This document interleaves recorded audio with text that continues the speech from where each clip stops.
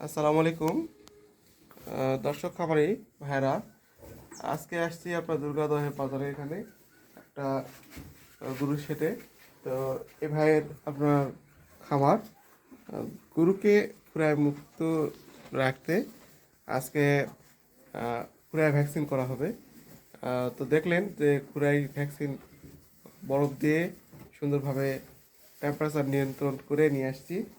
এখানে 4টা গরু আছে, 5টা ডোজ। তো প্রত্যেকটা গরুর আপনার ভ্যাকসিন পড়বে এই প্রাণের পিছনের মাংসে আছে, এই মাংসের এখানে। তো এই জায়গাতে আমরা প্রত্যেকটা গরুর জন্য 2 ml করে মাংসে গভীর মাংসে দিয়ে দেব। তো এখানে প্রথম যে ডোজটা দেব আমরা প্রায় ভ্যাকসিন, এটা আজকে দিচ্ছি। পরবর্তীতে আবার বুস্টার ডোজ দেওয়া হবে।